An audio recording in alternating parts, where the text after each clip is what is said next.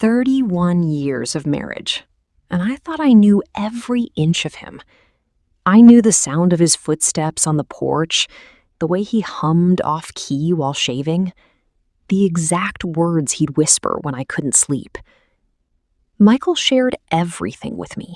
His fears, his failures, even the things men rarely admit out loud. Everything except one place. 30 minutes outside town sat a farm he owned before we met. Once a month, without fail, he drove out alone. I never got an invitation, never got an explanation, just a gentle, "not yet, love," and a kiss on the forehead that somehow always ended the conversation. I stopped asking after the 10th year. Some doors, I told myself, are better left closed.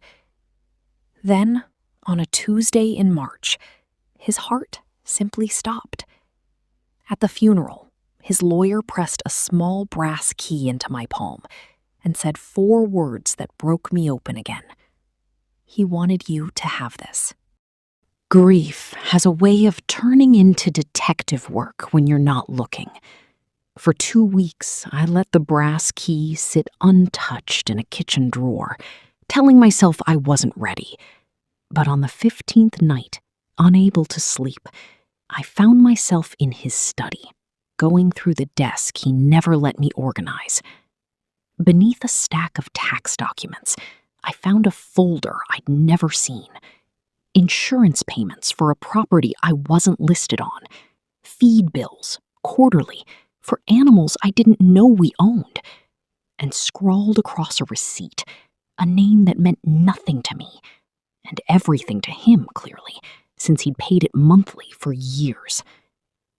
I sat with that folder until sunrise, questions multiplying faster than answers. Who was being paid? For what? And why hide bills for a farm, of all things? 2 days later, our neighbor Carol stopped me at the mailbox, her voice lowered, like she was handing me something fragile.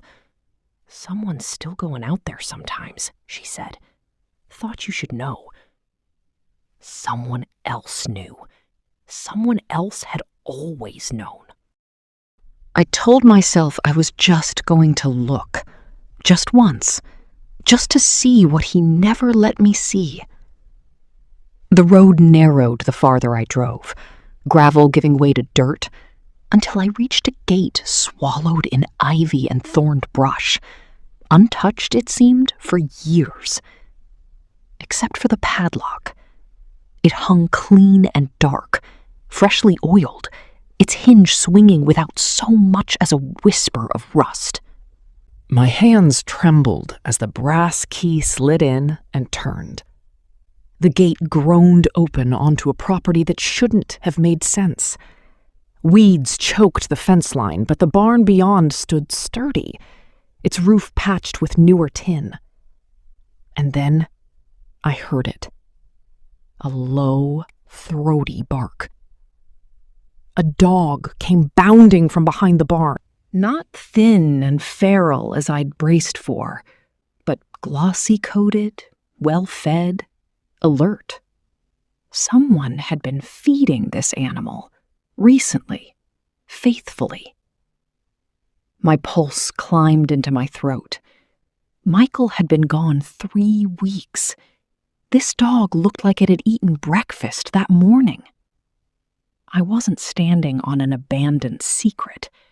I was standing in the middle of someone else's ongoing life, a life my husband had built, and someone else was still tending. The barn door was unlocked, as if it had been waiting for me. I stepped inside, bracing for anything, and found nothing I could have imagined. Rows of wooden pens lined the walls, each one holding an animal that shouldn't have belonged together on any ordinary farm. A 3-legged goat, a sway-backed horse too old for riding, barn cats curled in nests of clean straw. A hand-painted sign above the largest stall read, "Grace's Second Chances," and beneath it, taped to a support beam, an envelope with my name in Michael's handwriting. My fingers tore it open before my mind could catch up. My love, if you're reading this, I'm gone. And you finally came anyway. I'm sorry for the silence. 20 years ago, before you, I made a promise to someone I couldn't save. My sister, Grace, who spent her life rescuing animals no one else wanted. When she died, I swore I'd keep her work alive, quietly, without turning it into another grief you had to carry. You already held so much of mine. I wanted one thing to be mine to hold instead, until it was ready to be yours. I pressed the letter to my chest, tears blurring the barn into gold and shadow. Not a betrayal, not another woman, another debt, another shame to unearth. A promise, a sister I never got to meet, kept alive in wood and straw, and the patient, stubborn love of a man who never stopped protecting people, even the ones already gone. Behind me, the dog settled at my feet, as if it too had been waiting for me to understand. A truck rattled up the drive before I'd finished reading the letter twice. A woman climbed out, maybe 60, flannel sleeves rolled to the elbow, a bag of feed balanced on her hip. She froze when she saw me, then set the bag down slowly, like she'd rehearsed this moment and still wasn't ready for it. "You're Elena," she said, not a question. Her name was Ruth, Grace's oldest friend, the last living link to the sister Michael had buried a lifetime before I ever knew him. For 20 years, she'd driven out twice a week to help him, quietly, asking nothing in return but the privilege of keeping Grace's promise alive. "He didn't hide this because he didn't trust you," Ruth said, reading the question on my face before I could ask it. "He hid it because grief like his needed somewhere to go that didn't cost you anything. He always said you'd find it when you were ready, not before." What had felt for weeks like exclusion cracked open into something else entirely. Devotion. So careful, it had disguised itself as distance. Ruth handed me a folder of her own. Deeds, vet records, a list of animals still waiting on names. The farm was legally mine now. Every fence, every stall, every second chance inside it. The only question left was whether I was brave enough to keep what he'd protected for so long.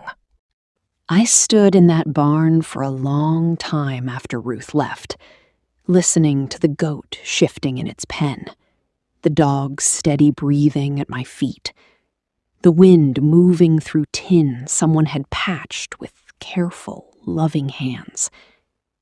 I thought about selling.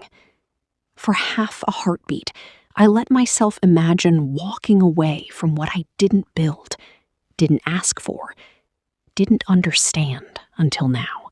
But Michael hadn't left me a burden. He'd left me an unfinished sentence, and only I could decide how it ended. So I stayed. I learned the names of every animal Ruth had been too tired to give one. I fixed the gate. I hung a second sign beside Grace's, small and simple, with my own name added beneath his. Some marriages end where the story stops. Ours kept writing itself even after the funeral. Even after the silence I'd spent years resenting turned out to be the gentlest kind of love, one that waited for me instead of demanding I understand it all at once. I visit the farm every week now, not because he forbade me, Because he finally let me in.